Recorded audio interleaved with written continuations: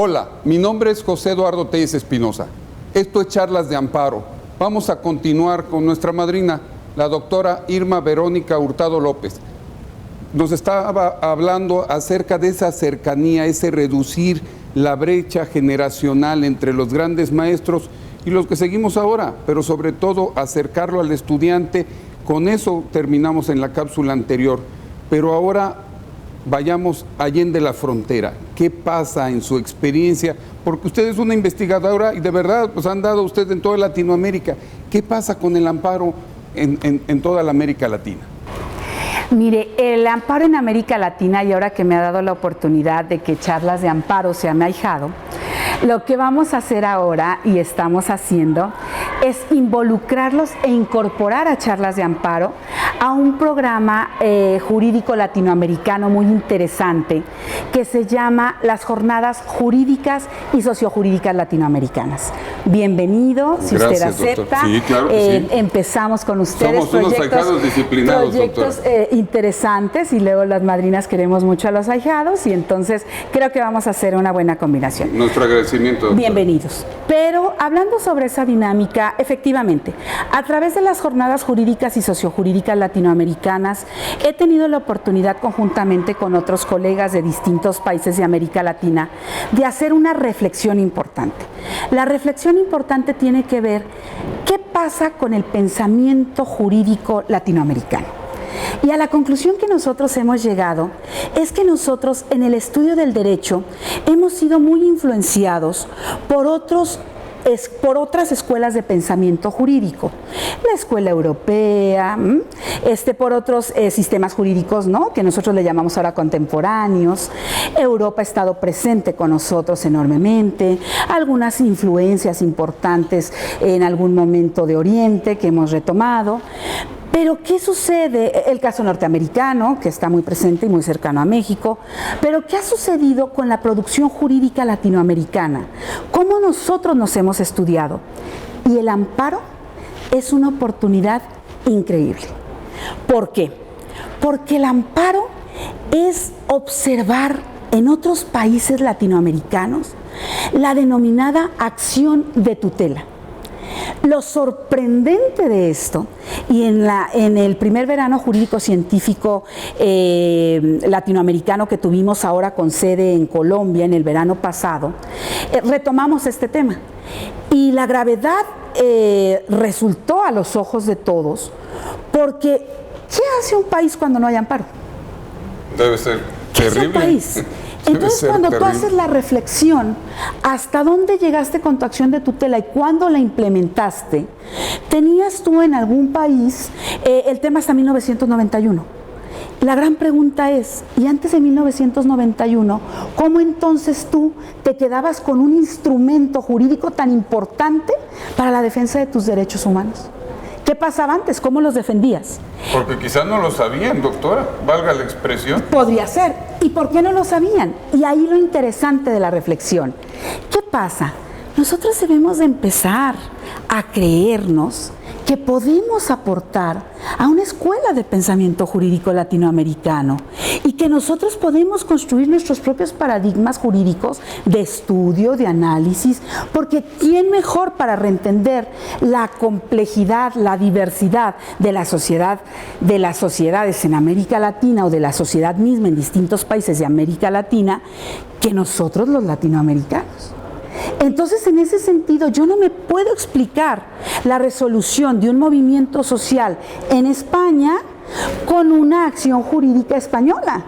Yo necesito entonces reentender el porqué de ese movimiento social en América Latina y por qué entonces la respuesta desde la norma jurídica en este sentido. Hoy por hoy yo me pregunto, si en alguna época que no quisiéramos recordar por el dolor que causa a los argentinos, el dolor que causa a los chilenos, hubiéramos nosotros tenido el tema del amparo o de la acción de tutela como tal, si hubiese pasado lo que sucedió. Nunca sabremos la respuesta, el hubiera no existe. Pero hoy esa memoria histórica nos hace entonces a nosotros reflexionar la importancia del tema del estudio del amparo, ahora de México hacia América Latina. del norte al sur y del sur al norte. ¿Qué pasa? ¿Cuántos estudios hay? ¿Qué se ha resuelto? ¿Cómo se llama? Y entonces empezar a desarrollar estudios comparados y empezar a enfrentar nuestras leyes, ¿no? O nuestra ahora nueva ley de amparo en estos escenarios con sus propias nuevas leyes que seguro estos países tendrán. De tal forma que el amparo es un tema que enamora. Es como un... Que apasiona totalmente, al grado tal que estamos acá. Es como ese novio enamorado en la conquista, es como ese amante apasionado en la relación de pareja. Entonces, en ese contexto, nosotros apasionados del estudio del derecho y hoy apasionados, ¿cómo no?, con gusto del estudio del amparo, influyamos más en el desarrollo científico-jurídico de este tema tan importante y creemos escuela y creamos nosotros que podemos hacerla y podemos lograrla. Por eso felicitamos muchísimo, muchísimo, desde hace mucho tiempo a Charlas de Amparo. Muchas gracias. Y al señor magistrado, don José Eduardo, porque tuvo la visión de generar y de llevar más allá de las fronteras de un aula el conocimiento, el contexto, la actualización y sobre todo la posibilidad para la transformación de una mejor sociedad bajo un Estado de Derecho que aún es y puede seguir siendo mejor posible. Doctora, de verdad gracias por la felicitación, pero sobre todo gracias por ampliarnos el conocimiento. Les he dicho mucho a los estudiantes y a los estudiosos del derecho, estudioso del derecho todo aquel que ya se tituló, pero que seguimos estudiando. No solo basta con el conocimiento del amparo, hay que profundizar en el conocimiento y normalmente Charlas de Amparo se ha enfocado a profundizar nacionalmente, pero usted nos lleva a Latinoamérica y nos lleva precisamente a qué hemos tomado de ellos, pero sobre todo ellos que están tomando de México. Pero señores, mediante este análisis de derecho comparado, el reto es más grande. Yo precisamente pienso en esa brecha generacional a la que usted nos llevó de los grandes maestros. En la única diferencia entre ellos y nosotros es que ellos lo intentaron y lo hicieron. ¿Y nosotros qué tenemos que hacer? Lo tenemos que lograr. Tenemos que precisamente profundizar en los temas, profundizar en la investigación.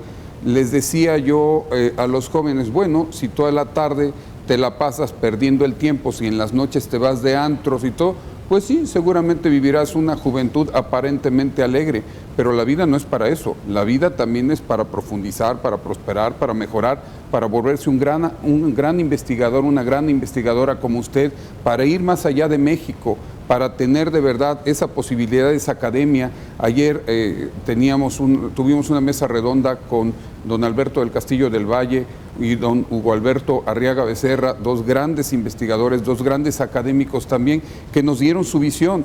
Y al final, desde ese punto de vista, yo a lo que me voy acercando en Charlas de Amparo para invitarlos, para agradecerle a nuestra madrina ese concepto en donde los jóvenes, los estudiosos del derecho, cada vez están más obligados a esforzarse.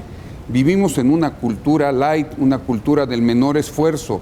Charlas de Amparo, desde luego, ha traído el ponerte en tu teléfono, ponerte en tu computadora toda la jurisprudencia de la Corte, contestarte tus dudas. Más de una ocasión tus dudas las puedes tú solucionar buscando tú la jurisprudencia, pero sé que es un proceso paulatino donde usted nos invita, doctora Verónica, a cerrar esa brecha, a hacer un amparo cercano. Regálenos unos minutos más, madrina. ¿Qué más hay con este amparo? ¿Qué más ha sentido usted en esa experiencia latinoamericana y en esa experiencia mexicana, en esa experiencia con sus alumnos en este congreso? ¿Qué más nos puede regalar? Mire, yo agradezco mucho a mis ahijados, Charlas de Amparo, esta oportunidad. Hay un instituto muy interesante denominado IPECAL, que es el Instituto de Pensamiento y Cultura en América Latina, en su momento dirigido por un gran maestro, el doctor Hugo Semelman Merino. Hoy en paz descanse, mi maestro, mi mentor, mi tutor. Gracias a él y a otros muchos maestros, yo pude percibir y tuve la oportunidad no solamente de reentender la norma como ese momento jurídico en el cual yo tengo un hecho y a través de un conjunto normativo doy una resolución o doy una alternativa o puedo proponer algo.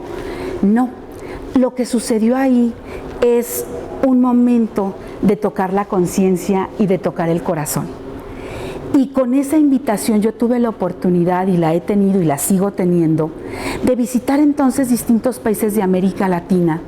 Y retomando el desarrollo de mi amado México, me doy cuenta que nosotros hemos sido consecuencia de un desarrollo brusco y de una necesidad entonces jurídica para poder garantizar justicia. Pero cuando uno busca qué es el tema de la justicia, uno tiene que adentrarse entonces al tema del injusto social. Y la figura que más se acerca para lograr erradicar el injusto social, que yo lo he llamado el injusto social latinoamericano, es el amparo. Entonces yo digo, si México tiene esta fortaleza y estas acciones de tutela, ¿no?, en otras partes que se empiezan a tocar o que se han tocado de hace poco tiempo en América Latina, ¿a qué nos lleva a entender? Que por un lado, los abogados como tales podríamos vivir muy felices en nuestra cápsula jurídica, le llamo yo. Porque no tendríamos ni siquiera la necesidad de reentender más allá y quedarnos con un statu quo y nada más. A gusto, una zona de confort a gusto. Esta carrera hay que estudiar mucho para lograrla vivir así, pero ya estudiar es apasionante, pero podríamos quedarnos en una zona de confort. La vida real es que frente a la estructura normativa que evoluciona, la sociedad también se mueve y desarrolla necesidades importantes de una garantía necesaria para su tranquilidad y desarrollo armónico. Y esta garantía es el de la justicia. Un individuo de nuestra nación que no siente el tema de justicia es un individuo que está intranquilo y es un individuo que en su intranquilidad puede llegar a alterarse y alterar un orden social en equilibrio. Entonces, amparo y justicia son temas que van muy de la mano y que nosotros no podemos estudiarlos si no hacemos esa amalgama tridimensional de derecho, sociedad y política. Entonces, esta triada es importante, necesaria hoy, y un placer haberla podido presentar en Charlas de Amparo. Doctora, regálenos un mensaje de motivación para los estudiantes y los estudiosos del derecho que siguen a Charlas de Amparo. Cómo no, con mucho gusto y un placer.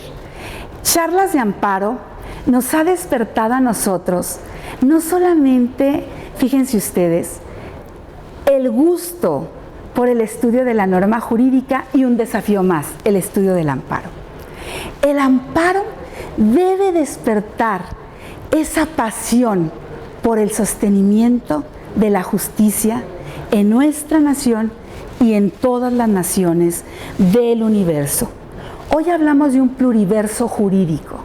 Ese pluriverso jurídico debe estar sostenido en mucho por todo lo que aportamos desde el gremio jurídico. Y el gremio jurídico lo que debemos de aportar y aportamos en última instancia es esperanza. Porque cuando ya no queda nada en un momento de pérdida total, lo que nos queda es el derecho. Y en ese contexto, el estudioso del derecho se vuelve en ese ente esperanzador que da la posibilidad de poder solucionar un pequeño problema. Antes de forma escrita, hoy de forma oral, a través de diversos medios de solución de controversias, pero se vuelve en ese ente esperanzador. Y no se trata de ser un charlatán vendedor de esperanza, sino que se trata de ser un profesional que desde un marco jurídico real no solo regale esperanza, sino que logre cumplir sueños de justicia. Ahí está el gran reto para los estudiantes y los estudiosos del derecho. No en vano, Charlas de Amparo designa a la doctora Irma Verónica Hurtado López como su madrina.